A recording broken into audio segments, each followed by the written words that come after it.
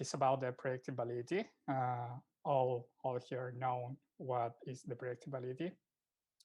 Now, it is well known that the analysis of the relationship between the test scores and the GPA provide us an important source of predictability, okay, and university selection test. However, when the predictability is made in selection test, we have a problem because we can observe the GPA only in the selected students, whereas we can observe the test scores for all the applicants. Then we cannot observe what is here in this square. Okay.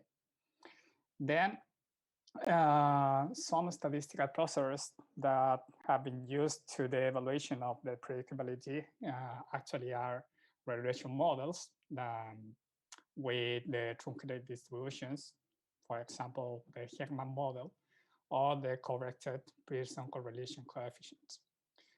However, here, from our point of view, the authors make a strong assumption because they assume a prior knowledge of the performance of the whole population.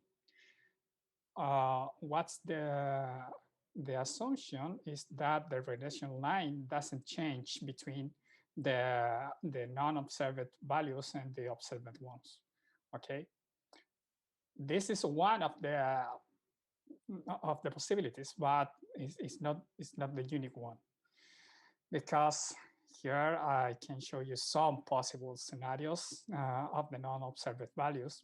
We don't know what is happening before to the cutoff. Then we can assume this, but it's not the only possibility. Okay. Well, in educational measurement, the predictability sometimes is analyzed through the marginal effect, which is the derivative of the condition expectation or the regression model in this context. Okay. Well, by the law of total probability, we know that the condition expectation of the whole population is a convex combination between the condition expectation of the non-observed values. Here, Z is a binary random variable where Z equal 1 if the outcome is observed in 0 or not. If not, then the problem here is when we don't know nothing about it, okay? And correct solutions assumes that these are equal, okay? Then they correct the results. But a consequence of the partial observability of the GPA, the condition expectation is not identified because we cannot observe here.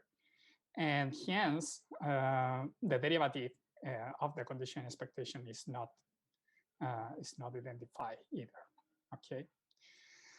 Then our goal is to learn about the predictability of the selection tests, but without assuming a prior structure for the performance of the whole population. Our strategy is to use the partial identification approach. Okay. Well, as it was mentioned before, this is the condition expectation, and its derivative is given by this expression. But here we have two quantities that are not identified: the condition expectation and its derivative. Okay, then we have to make some assumptions. The idea is that the assumptions will be weaker than the above mentioned assumption. Well, the first assumption is that the condition expectation case here is bounded, for example, for the minimum GPA and the maximum one, okay? And another assumption for the derivative or the marginal effect in the non-observed group is that it's bounded, okay? That there is 6.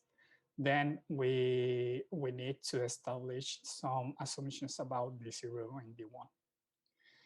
Then we will think that the selection process in the universities is correct. That is, the selection test is such that higher scores, could be translating higher values of the outcome. Then we are assuming a monotonicity. Then the marginal effect in the non-observed group should be non-negative, okay? And as a maximum value could be take the maximum value of the observed marginal effect. Then we have the 0 and the 1, okay? Well, under these expressions, we can say that the marginal effect, when the derivative takes the value 0 and the condition expectation takes the value G0, this is the lower bound, and the upper bound is given by this expression when the derivative takes the maximum of the values and the condition expectation takes the E1. What is important here? Here we don't have red color. Then the identification bounds are in function of the observed values, okay? Well, an application is the predictability of 2 mandatory university selection tests here in Chile over the GPA of students in the first year in a Chilean university. The condition expectation in the observed group was estimated by adaptive logarithmic linear kernel regression. It's a kernel regression. And the probability it was estimated by a probit model. Okay, well, there are the results. These are the bounds. This bound, the lower bound, is give us the worst scenario for the condition for the marginal effect, and the upper one is the best scenario because we are assuming that the selection process is correct. Okay, and the lower bound was built under the worst scenario, and the upper one was built under the best one. Then this is the marginal effect. This blue dashed line is the marginal effect of the multiplier regression model, which is used for the predictability here in Chile. Then here is good estimated and in mathematics test. However, here it's interesting to see that this dashed line is lower than the lower bound of the marginal effect under a positive scenario. In this case, we can say that the marginal effect is underestimated because we are computing the marginal effect only with the observed values here. Okay, then it is underestimated. Okay. Well, as conclusions, we have presented a method that allows to learn, not compute. No, it's not point identified. We can learn about the predictability through the marginal effect under partial observability. Our proposal has the advantage of non-assuming any parametric structure or non-parametric or any assumption about the distributions or the distribution of the not observed group. We only use desired properties of the selection tests.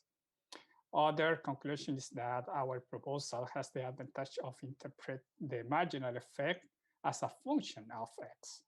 Sorry, but here this is a constant function, but under our approach, you can see that the marginal effect is not necessarily a constant function, but because depends on x. Okay. Well, here in this paper, you can see the marginal effect as a function. Extending the approach for the scenario where the information of more universities is available, because we here we are assuming that we have only one undergraduate program. More universities available is a topic that is in progress now. That is my presentation. Thanks for your attention. This is some references that you can see. That is all. Thanks. Great. Thank you, Eduardo. A very, very basic question in application of tests, and one that's got some history, which I'm sure will come up as we move to our discussion. But Okay, now, thank you. prematurely introducing, but we have Ernesto,